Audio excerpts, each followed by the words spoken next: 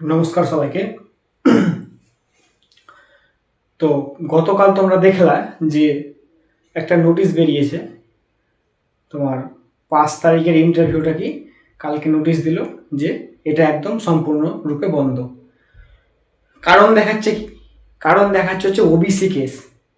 ঠিক আছে, তো আমি এটা এখন সম্পূর্ণভাবে বুঝতে পারছি।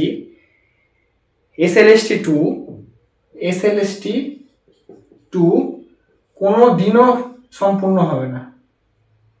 এখন অনেকে আমার কমেন্টে বলবে যে না তুমি জানো না বা কিছু হ্যান ত্যান, অনেকে বলবে যে এটাতে অনেক ত্রুটি আছে আর কি। আমি একটাই কথা বলতে চাইছি, ওবিসি 7% কিভাবে সম্ভব? যদিও অসম্ভব, তাহলে আমরা কেন লেট করব?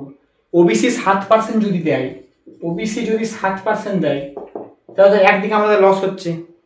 লস হওয়ার পরেও সময়টা যাচ্ছে, এই 6 মাস বা 1 বছর, কেউ জানে না কতদিন লাগবে না লাগবে। তাহলে আমরা কত দিকে লস করবো? এই যে ওবিসি 7% যদি 6 মাস বা 1 বছর পরে হয়, আমাকে তো এটাও এই এই এই সিচুয়েশনটাই হবে 7%। তাহলে এই সরকারের এগুলো হচ্ছে প্রি প্ল্যান। ঠিক আছে, অনেকেই বলবে যে প্যানেলে অনেক ত্রুটি আছে, আজকে চাকরি পেলে কালকে চলে যেতে পারতো। কিভাবে? আজকে আমার কাছে পরিষ্কার কথা, যেগুলো নিয়োগ হয়ে গেছে, যেগুলো পরীক্ষা হয়ে গেছে, অলরেডি একটা রিটেন এক্সাম হয়ে গেছে, সেগুলোর ক্ষেত্রে ওবিসি 17% ধরা উচিত। আর যেগুলো হয়নি, যেগুলো নেক্সটে আসবে, সেগুলোর ক্ষেত্রে ওবিসি 7% করে দিক। এটা করলে সমস্যাটা কোথায়?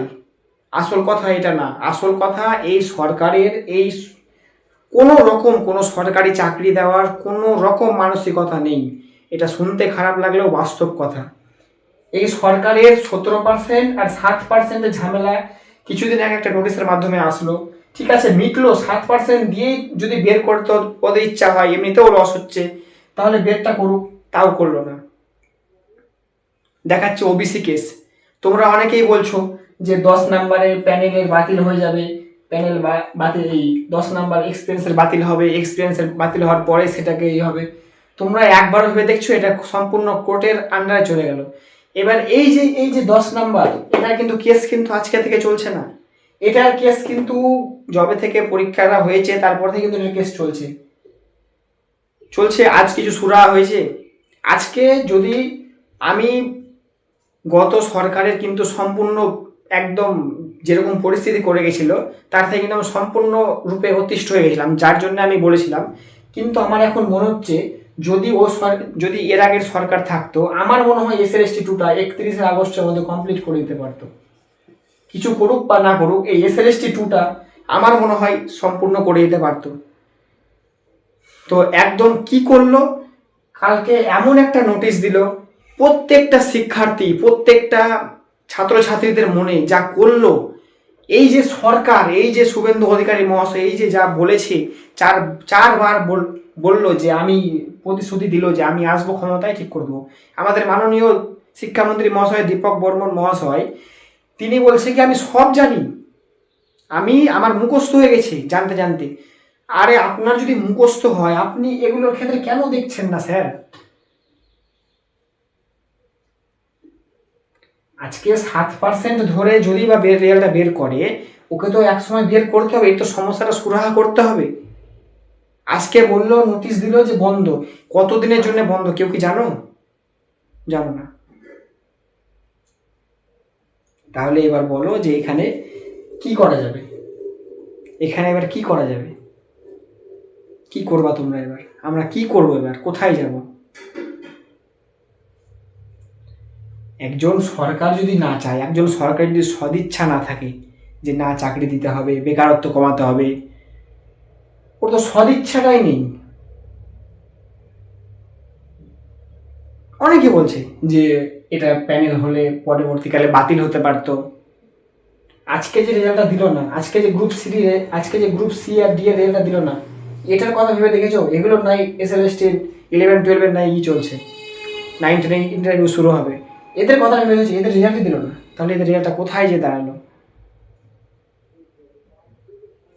আমার কাছে পরিষ্কার কথা, আপনার কাছে ওএমআর সিট আছে, আপনার কাছে 26,000-এর ওএমআর আছে, আপনি 16 প্যানেলটাকে ফিরিয়ে দেন। এবার 2025 যেটা করলেন, এটা এসএসসি 2টা সম্পূর্ণ ফ্রেশারদেরকে দেন। সমস্যা কোথায় আপনার? সমস্যাটা কোথায়? দিবে না। কোনো সরকার চায় না যে কেউ চাকরি বাকরি করুক, কোনো সরকার চায় না। একমাত্র সিপিএম সরকার ছিল। আমি কোনো রাজনৈতিক আলোচনা করতে চাই না, তাও বলছি এক সময় সিপিএম সরকার ছিল, তাদের আমলে যেগুলো চাকরি হয়েছে আর কি, সেগুলো স্টেবল। তারপর থেকে যে সব চাকরি হয়েছে না, একটাও স্টেবল না। আপনাদের সরকার কেন্দ্রে আছে, আপনাদের সরকারে সম্পূর্ণরূপে ক্লারিফিকেশন দেয়, অ্যাডমিট কার্ড দেয়, ক্যালেন্ডার নিয়মিত প্রকাশ করে। আপনারা কি করছেন? এই যে 11-12 যে টিচাররা ছিল, তাদের যে একটা জয়েনিংয়ের ব্যাপার ছিল, সেটাও থমকে গেল। তাদের গেল থমকে, এবার তাদের জন্য আমাদের গ্রুপ সিডি যারা আছে তাদেরও থমকে গেল। তাহলে এবার কি করা উচিত? আমার মনে হয় না যে এই প্যানেল, এই রেজাল্ট খুব তাড়াতাড়ি আসছে। নোটিশ মিনিমাম 6 মাস সময় রাখো, মিনিমাম 6 মাস। 6 মাসের মধ্যেও আমার জানি না যে কি হবে। আশা রাখতে পারো সরকারের কাছে, এটাই বলার, আর কিছু আজকে বলার নাই। কালকে থেকে আমি যে গত ভিডিওতে এত চিৎকার করে বলেছি, কিচ্ছু বলার নাই আজকে আমার। কালকে আমার নোটিশটা দেখে যা হয়েছে না ভেতরে, সেটার মাত্র আমি বুঝতে পারছি। এই ভিডিওতেও অনেকজন অনেক কথা বলবে, বলো ভাই। আমি সম্পূর্ণরূপে ভেঙে পড়েছি ভিতর থেকে। এই নোটিশটা দেখে আমি ভেবেছিলাম যে আজকে পরিবর্তন হলো। কিসের পরিবর্তন হলো? আজকে যে এই দপ্তরটা বন্ধ হলো, এসএলএসটির দুটো শিক্ষামন্ত্রী আছে, তাদের বেতন বন্ধ হয়েছে। এই যে দীপক বর্মন মহাশয়, উনি কি, মানে আমার তো মাথায় খেলছে না। উনি সব কিছু জানে বলছে, সব কিছু বলছে আমি জানি, আমার প্রিন্টেড হয়ে গেছে, অবগত হয়ে গেছে আমি সব কিছুতে। কোথায়? তাহলে আপনি কি প্রতিশ্রুতি দিলেন, আর আপনি কি পরিবর্তনটা করলেন বেকারদের জন্য?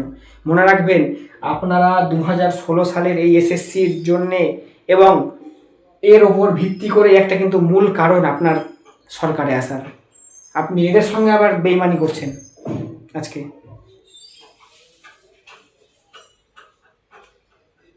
বিশ্বাস রাখো সরকারের প্রতি, এটুকুই বলা। আর আমার মনে হয় না খুব তাড়াতাড়ি এই প্যানেলের জট কাটতে চলেছে। পরবর্তী যেগুলো পরীক্ষা হবে, আমার মনে হয় না আর কিছু হবে। ঠিক আছে, শুনতে খারাপ লাগে, এটাও সত্যি। অনেকে বলছে ইন সার্ভিসদের টেট হবে নভেম্বর-ডিসেম্বরে। আরে আগের টেট 2023-এর টেটের একটাও নিয়োগ করেছে 2023-এর? এখনও ইন্টারভিউ চলছে, ইন্টারভিউ। আজকে ইন্টারভিউ করে শেষ করাতে পারেন 2023, এই 2022-এর, সরি 23 বলছি, 22-এর হচ্ছে মনে হয় আর কি, আমার ঠিক জানা নেই। তাহলে আজকে যদি টেট হয় নভেম্বরে, এদের জয়েনিংটা কবে হবে?